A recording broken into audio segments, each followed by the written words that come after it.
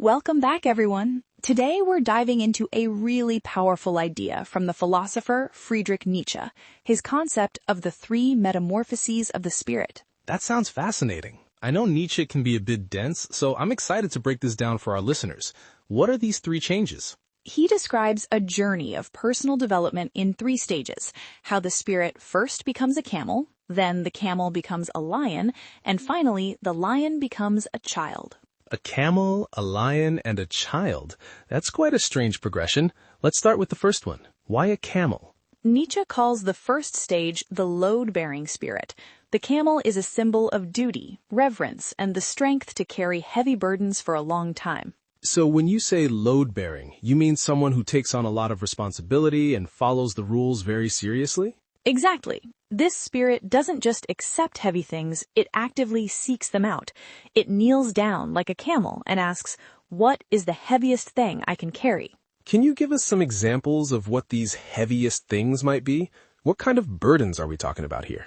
Nietzsche lists several. For instance, humbling yourself to the point where it hurts your pride, or showing your foolishness just to mock your own supposed wisdom.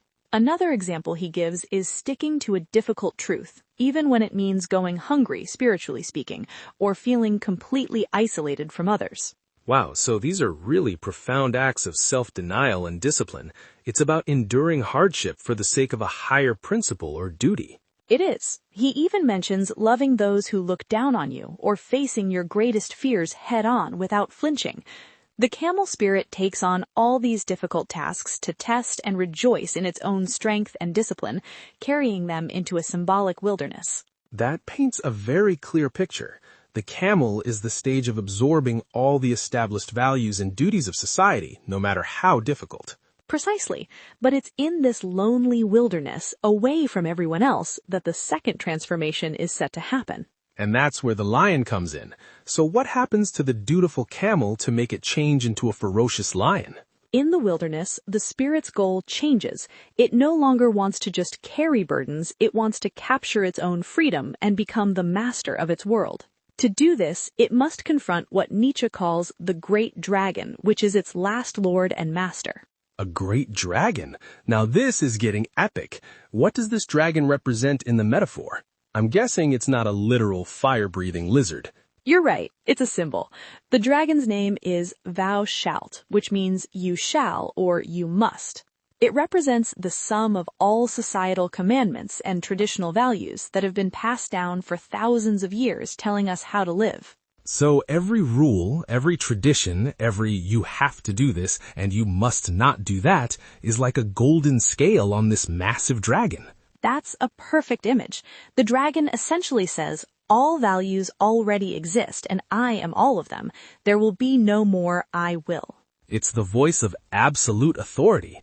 So how does the lion, the spirit of I will, fight back against this dragon?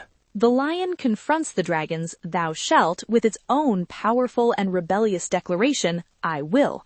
It's a direct rejection of external authority. This makes sense. But why is the lion's rebellion so crucial? Why isn't the strong, reverent camel good enough on its own? Because the camel can only obey and carry. It cannot create anything new. Its world is defined by pre-existing duties. The lion is needed to create the freedom for new creation. It must be able to say a holy nay or a sacred no to the old ways. Okay, I'm getting it now. The lion is the destructive but necessary phase. It doesn't build the new house, but it clears the land where the house will be built. That's exactly it. The lion's job is to seize the right to create new values, which is an incredibly difficult and predatory act for a spirit that once loved to obey. It's a total break from the past. So this brings us to the final stage. Why does this powerful, rebellious lion have to become a child? This is Nietzsche's most profound point. He asks, what can a child do that even the mighty lion cannot accomplish? That is a puzzling question. The lion represents strength and freedom, whereas a child seems to represent innocence and maybe even weakness. But that innocence is the key. The child represents a new beginning, a state of forgetfulness and a fresh start.